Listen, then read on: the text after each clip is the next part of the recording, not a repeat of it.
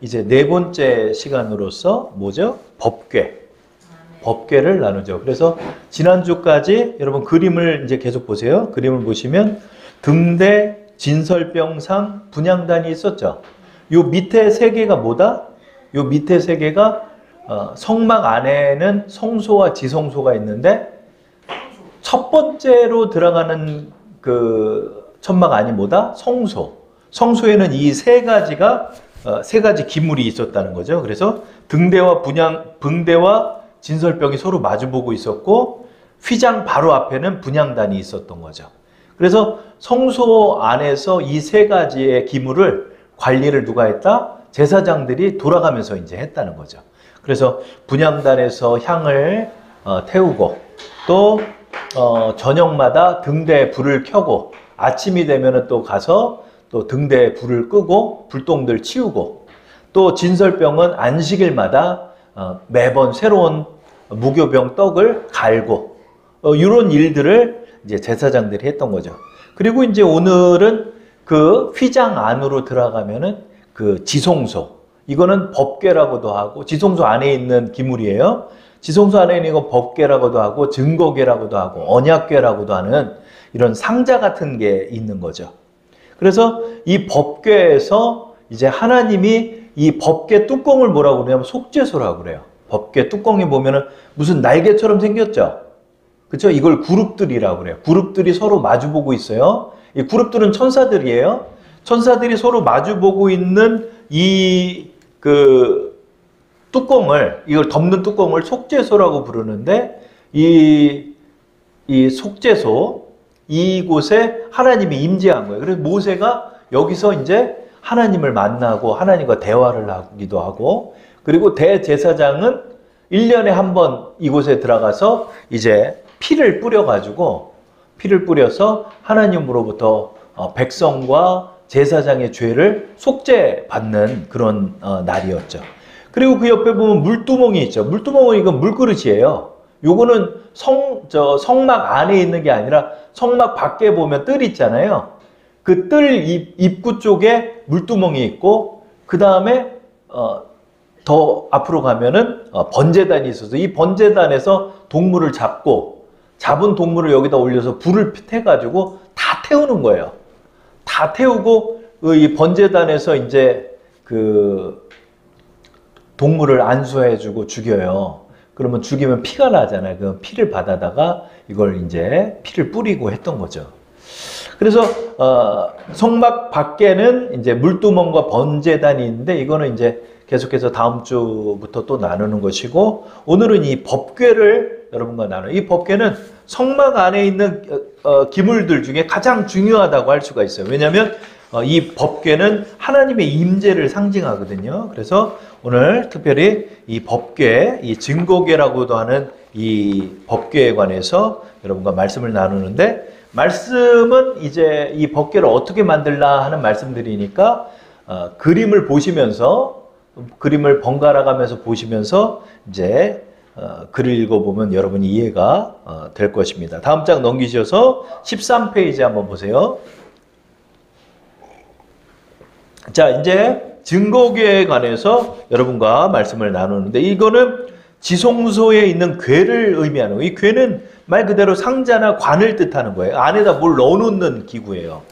이 증거궤는 바로 이런 것을 의미하는데, 이 증거궤 안에는 십계명의 두 돌판과 만나를 담은 항아리와 아론의 싹이 난 지팡이를 그 안에다 담아놨어요. 담아놓고 보관을 하고, 그리고 뚜껑으로 이렇게 딱 닫아놨죠. 이것을 뭐라고 그런다? 증거궤, 언약궤, 뭐 이렇게도 부르고 법궤라고도 불러요. 그래서 이 법궤 외에 속죄소는, 이 속죄소는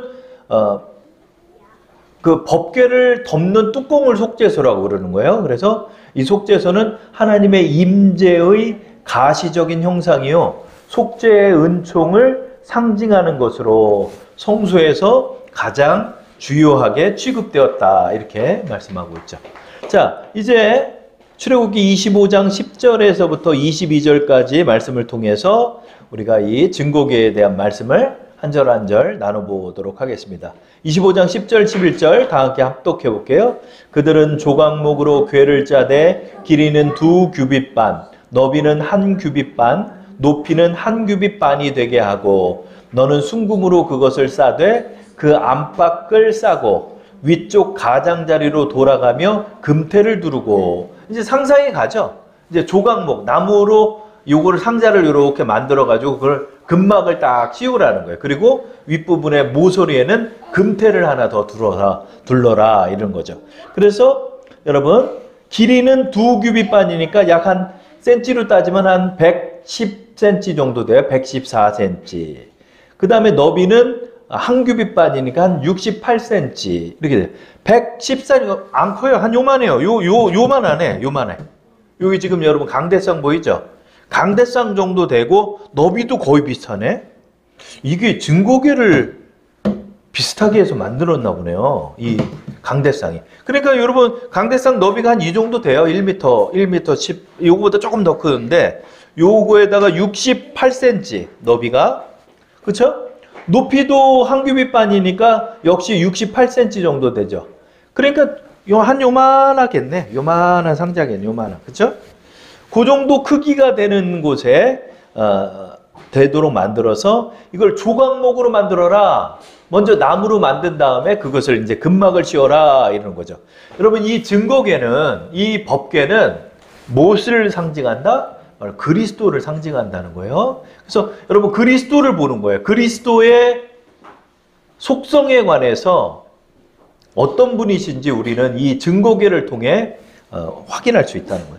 먼저 조각목은 뭐죠? 조각목은 씨띠나무라고 그래요. 그래서 씨띠나무 봤는데 참 볼품없는 그런 나무예요. 원목처럼 이렇게 막 너비가 막 몇 미터씩 넓고 큰 그런 나무가 아니라 그냥 쬐깐해요. 나무를 보니까 사진으로 보니까 이건 뭐다? 씨띠나무는 광야에서 흔히 볼 수 있는 나무로서 가늘고 볼품없는 모양으로 좋은 목재로 쓰여지지 않는 나무이다.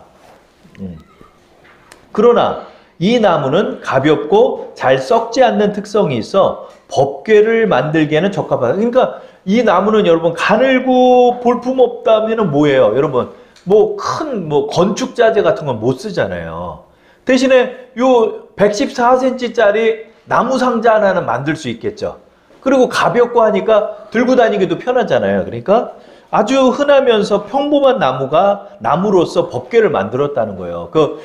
여러분 솔로몬의 성전은 뭐로 만들었어요?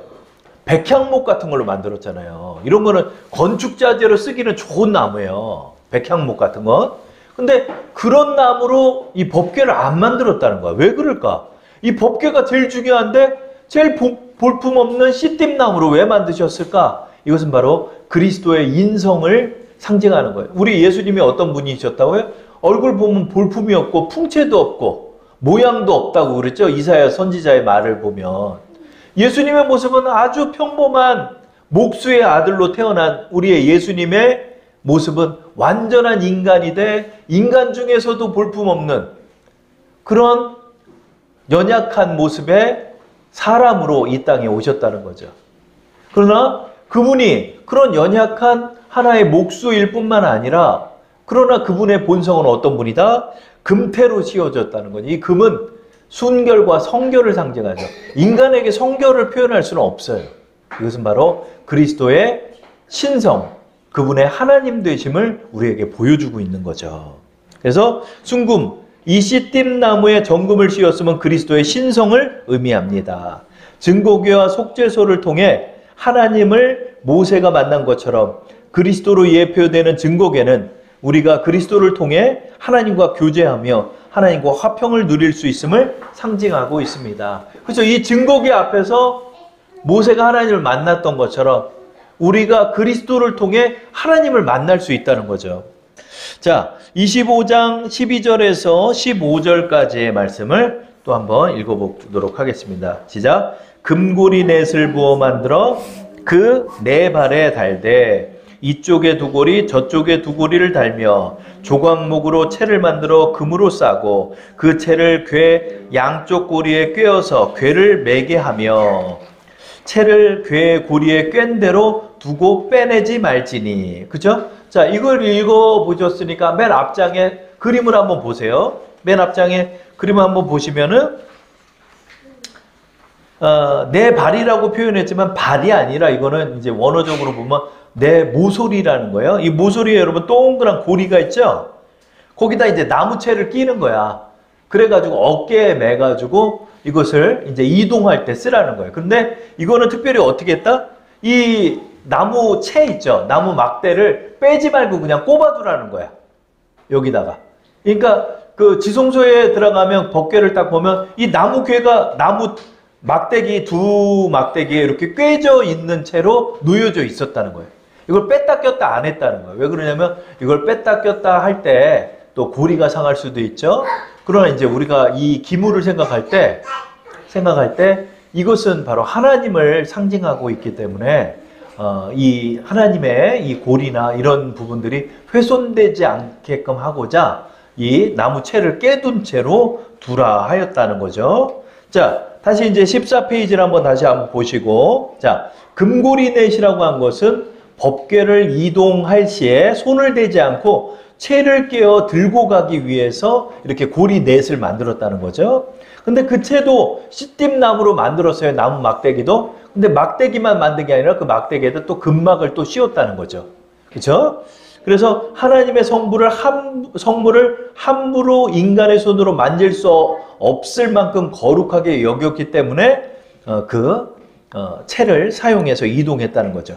오늘날 거룩하게 구별된 성도들 또한 얼마나 경건한 삶을 살아야 하는지를 예표하고 있다라는 거죠. 그렇죠? 하나님의 성물, 하나님을 상징하는 이 성물조차도 거룩히 여겼기 때문에 그 성물을 죄인된 인간의 손으로 만지지 않게 하고자 그 나무 막대기를 꼽았고 그 또한 금막으로 씌웠다라고 말씀하는 거죠. 그리고 또 자주 뺐다 꼈다 하면은 또 손상될 수 있기 때문에 손상을 방지하고자 채는 꿰둔 채로 두었다는 거죠. 이게 뭐죠? 하나님의 거룩성이 훼손되지 않게 하고자 하는 하나님의 말씀이라는 거죠.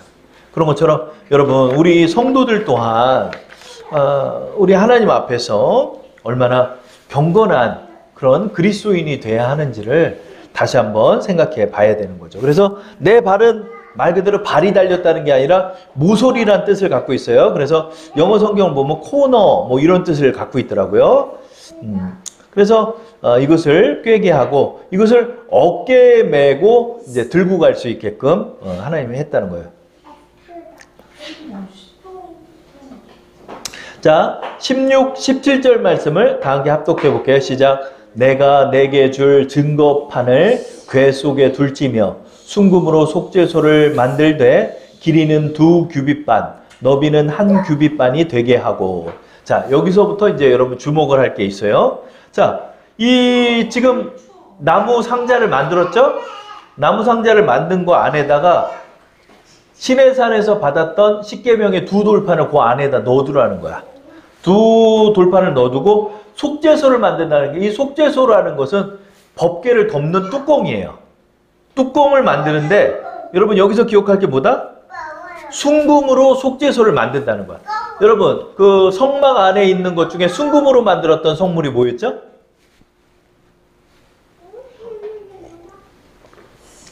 등대가 순금으로 만든다고 그랬잖아. 1달란트 되는 등대를 망치로 통통통통 쳐가지고 등잔대를 만들려고 했죠. 그런 것처럼 속죄소는 뭐로 만든다? 순금으로 만드는 거야. 이게 전부 다 금덩이로 만들라는 거야. 근데 여러분이 여기서 의문점이 생겨야 되는 게 뭐냐면 법궤는 뭐로 만들었어? 법궤는 시띠나무, 그렇죠. 조각목에다가 금막을 씌웠잖아. 금태를 씌웠잖아. 그죠? 그런데 그 뚜껑은 뭐로 만든다? 순금으로 만든다는 거예요. 이게 차이가 있다는 거예요. 아, 왜 뚜껑을 순금으로 만들었을까?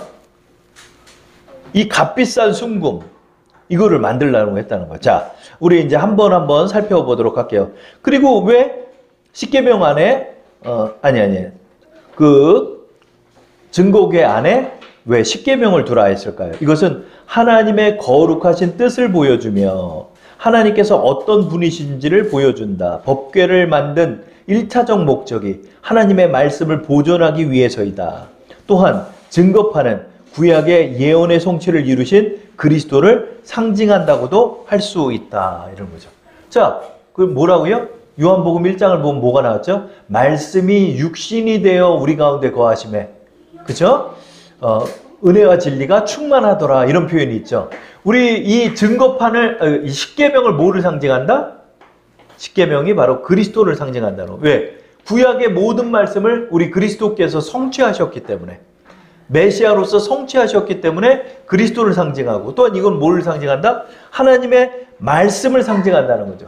이 말씀을 보호하기 위해 법궤를 만들었던 것처럼, 여러분 우리 그리스도인들이 여러분 말씀을 지켜나가야 되는 거예요. 우리 삶 속에서 말씀을 여러분 안에 여러분이 지켜나가셔야 돼요.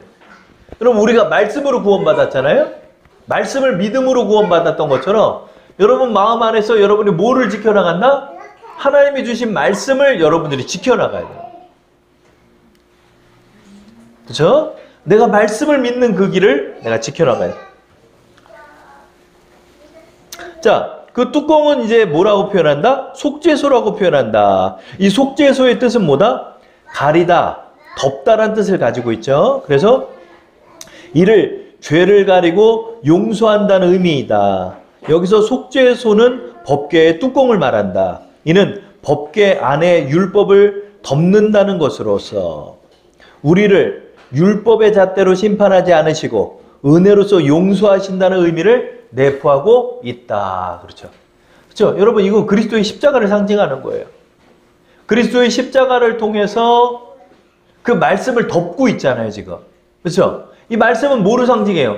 너희 살인하지 말라, 간음하지 말라, 내 부모를 공경하라. 이 십계명이 들어가 있는데 이게 뭐죠? 율법이잖아요. 율법의 잣대로는 하나님 앞에 설 자가 아무도 없는데 그것을 뭐로 덮어주신다? 속죄소로 덮어주신다는 거예요. 이게 뭐죠? 여러분 우리 그리스도의 보혈의 은혜를 통하여 우리가 구원받았잖아요. 그것을 의미하는 거예요. 우리의 은혜로서 우리의 죄를 가리고 덮어주심을 의미하는 거죠. 자, 25장 18절에서 21절 말씀을 합독해 볼게요. 시작. 금으로 그룹 둘을 속죄소 두 끝에 쳐서 만들되 한 그룹은 이 끝에 또 한 그룹은 저 끝에 곧 속죄소 두 끝에 속죄소와 한 덩이로 연결할지며 그룹들은 그 날개를 높이 펴서 그 날개로 속죄소를 덮으며 그 얼굴을 서로 대하여 속죄소를 향하게 하고 속죄소를 궤 위에 얹고 내가 내게 줄 증거판을 궤 속에 넣으라. 이렇게 읽으면 좀 이해가 안 가니까 또 그림을 다시 한번 보세요. 그러면은 그림을 보시면 그 날개에 펴져 있는 게 보이죠? 날개로 펴져 있는 이게 바로 속죄소의 뚜껑이에요. 이 그룹들이라고 표현하는데 이거는 이제 천사를 상징하는 거예요. 그래서 천사들이 서로 마주보게 되게끔 이렇게 지금 만들었죠. 근데 이걸 어떻게 하라? 연결해라. 제 입 좀 막아주세요. 제 입 좀 막든가 혼을 내든가 좀 자꾸 떠들고 중얼거리지 않게 해야지.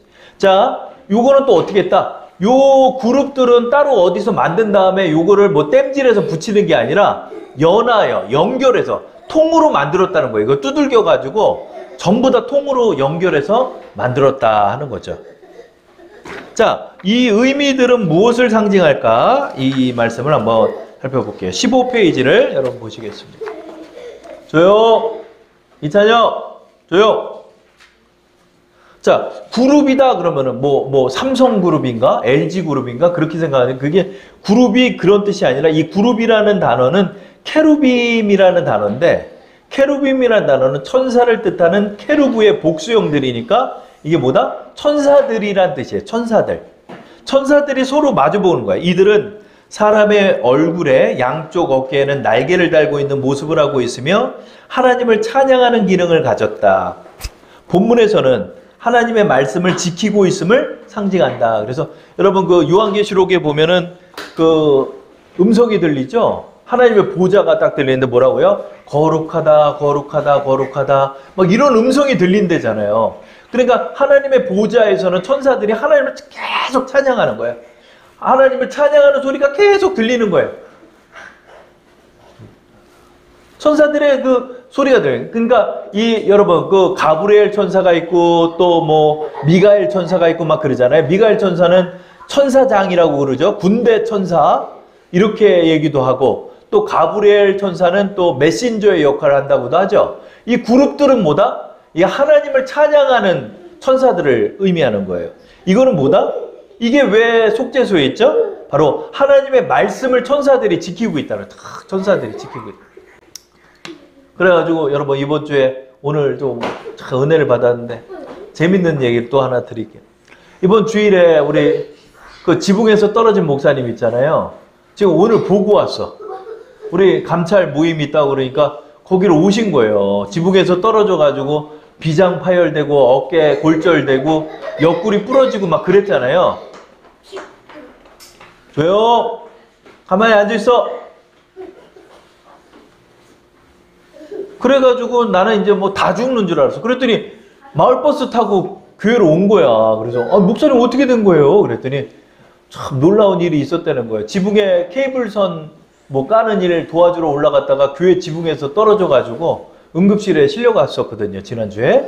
근데 그 목사님이 이제 오늘 와서 목사님이 간증을 하는데 그러는 거예요. 뭐라고 그러냐면 떨어졌는데 칼을 하나도 안 댔대요. 칼을 하나도 안 댔대요. 그래, 비장 파열됐다면 비장이 파열된 게 아니라 스크래치가 좀 났대요. 피는 났대. 뇌출혈이 있었대. 근데 그게 또 멎은 거야. 그래서 그걸 열어가지고 비장을 꼬매고 그러는 게 아니라 그거를 잘 요양을 하면 되고 어깨랑 다 부러진 줄 알았는데 타박상 정도인 것 같아요. 그래서 깁스도 안 했어. 깁스도 안 하고 가만히 누워만 계시라고 그랬다는 거예요. 가만히 누워만 계시라고. 머리는 어때요? 떨어졌는데 머리로 또 떨어졌대. 머리로 어디를 부딪히고 떨어졌는데 뇌출혈도 하나도 없고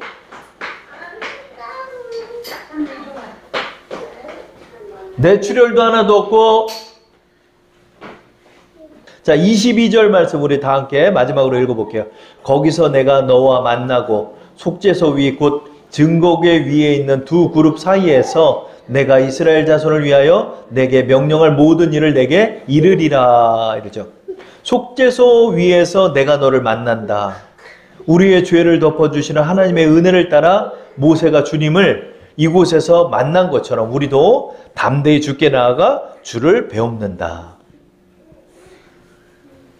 우리 주 예수 그리스도를 법궤가 상징한다고 그랬죠.